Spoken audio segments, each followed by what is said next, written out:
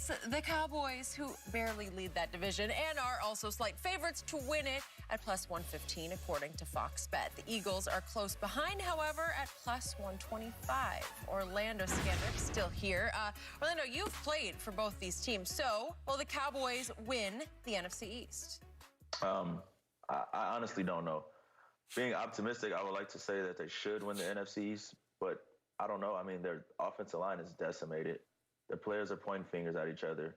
And I'm not too sure that the Eagles are in. The Eagles are decimated on their offensive line. They're decimated. Both their tight ends are hurt, and their running backs hurt now. And you don't know. I don't put no other team out.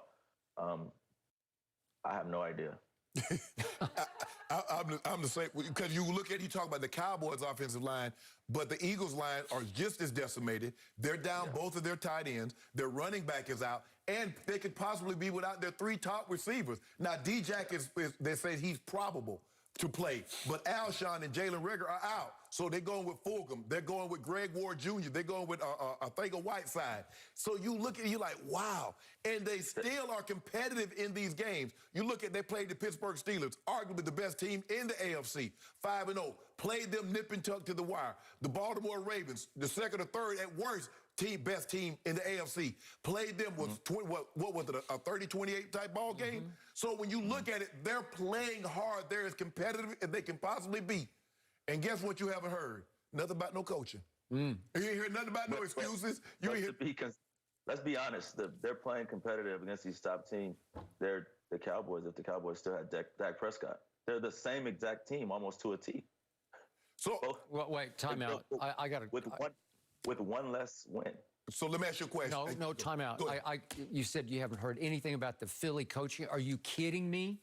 Philly Nation crushed Dougie P for his play call in the two-point conversion. They run a read option with Carson Wentz. What are you doing? Both of them guys. And it just got absolutely blown apart. Yes, Skip, I understand. Okay, Skip, we get the fans, but we're talking about the players in the locker room pointing fingers and saying... Some might have quietly been pointing fingers at that play call. But that's the difference between players who bought into a system and players who are ready to jump ship from a system. Okay. Well, obviously he won a Super Bowl with a Philly special call, so they're giving him the cachet of the benefit of the doubt. I do have an opinion on this. You guys have none. Well, you know who I picked.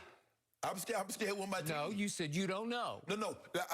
If you told me, do I think the Cowboys? I'm still taking the Eagles. I'm still going to take the Eagles, even though they're banged up and they got all. Because I pushed you into a corner and you're taking them. Just because the Cowboys will do Cowboy things and they'll keep. That's all. And they're going to fire you. Well, you want Mike Nolan gone. I want him gone today, and I want Mike McCarthy to take over the play calling from Kellen Moore.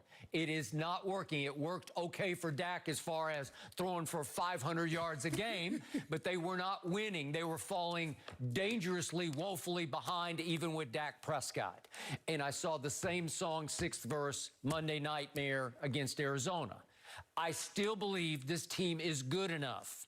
With Randy Gregory coming back this weekend at Washington, with Sean Lee about to come back, with Awuzie about to come back, a starting corner. Is he great? No. Is he below average? He's probably a little below average. He's not even Orlando Skandrick.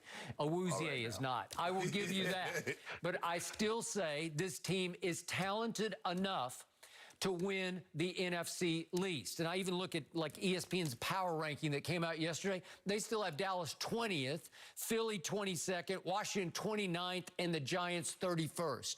Okay, that's it in a nutshell. Yes. So can Dallas go 5-1 in the NFC least? Yes, they can. Could they split with Philly and beat Washington twice and the Giants? Yes, they could twice. I don't know this weekend. I don't know. They're missing Brandon Knight. He just had surgery, so now they're on their 4th or 5th offensive tackle. Yep. The Washington football team, what they put their investment into, the strength of their team is their defensive line. I just don't know how they're going to block these guys this weekend. But it's just like now you've gotten into let's run it, let's lean on it. So you got a team that's missing its top tight end, lining up in 3 tight ends and just trying to turn around and hand the ball off with a bunch of guys on the O-line that look like a second or third quarter of a preseason game.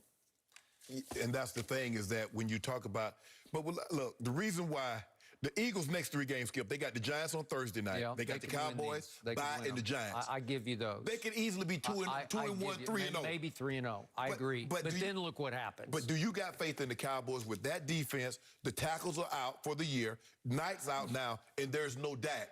And now Jerry all of a sudden said, if we'd have had Dak, Dak would have made that thing respectable. Now all of a sudden, he liked Dak. You didn't want to pay it. Andy Dalton was running for his life on Monday night. I've never seen anything like it. And I thought Andy Dalton actually did a great job of escaping about 5 more sacks. Dak would have made it happen. Did Dak make it happen in Atlanta 3 years ago? Remember that in 2017? Stop. Yikes. Remember, what did he go down 8 times? So just imagine if Andy Dalton was without C.D. Lamb, Amari Cooper, and Michael Gallup. Because that's what the Eagles could possibly be for the next couple of weeks. What you think Andy Dalton going to do? Okay, but we do have those guys healthy. We got 3 potential 1,000-yard receivers. But you still got Andy Dalton in that defense. Okay, Andy Dalton is better than you're giving him credit for.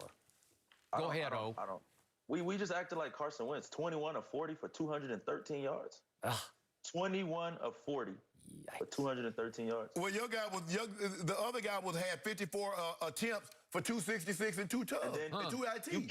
You killed us about Dak's meaningless scores and making the game respectable. Yeah. What was we got a lot of meaningless scores, and then we get down, and that's that great 2-point conversion call. Fly, Eagles, fly. I mean, all you can do is run the play that's called. That's all you can do. If you call the play and the play doesn't work, at least I ain't ad-lib. At least I ain't going to go rogue and do my own thing and give up contain. So you don't trust Carson Wentz to throw it for a 2-point conversion to win the game? I go with what call. I go with what calls. Because he didn't trust him to throw it. Whatever. Yeah, that's what happened. You know it, and I know it. Put your faith in a coach that plays for ties. We playing the Bengals at home. We're going to play for a tie. Is that a winning mentality or playing not to lose? Well, you got your coach. I just want to see what the coach that y'all got, what he's going to do without Brett Favre and Aaron Rodgers. So tell me what he did when he had Brett Hundley. How did he look with Brett Hundley? I never was sold on it. I didn't say he was the next coming of Jesus. But what I'm saying is Dougie P down there playing for ties. Then when they play against good offenses, they give up 30 points a game. And guess what? That tie going to come back to help us win the division. Because when we win Thursday night, guess who in first place? We in the front. Y'all in the back again. That tie going to come back to help us win the division. What happens when we win at Washington on Sunday? Let it skip. That's a pick'em game. It is. It is a pick'em game against a guy that was out 2 years and almost lost a leg. That's a pick'em game for y'all, the Cowboys. And you picking a game that a guy that's out there on 1 leg. And Stop it. I'm picking Dallas. Stop. Who you got?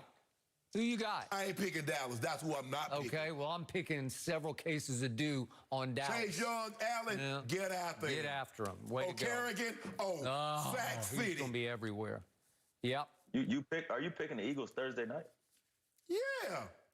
How are they going to block anybody? Good question. I know you're not talking about considering the Cowboys. How are they going to block anybody? You'll see. They're going to win. You know what? Why you up there talking about how they going to do all this? How you going to get that what you owe me? I told you with COVID going on, they're not letting packages come in the studio. No packages. Yeah. We're dropping off at the front gate. They let them packages come in. You run me there. It's lack of staff at the front gate. Appointments only. It's not a lot right now.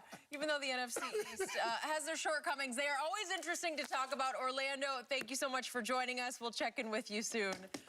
Guys, next up, does LeBron have several years left as a top 5 NBA player? Several. Well, Lente. that's a couple. No mercy.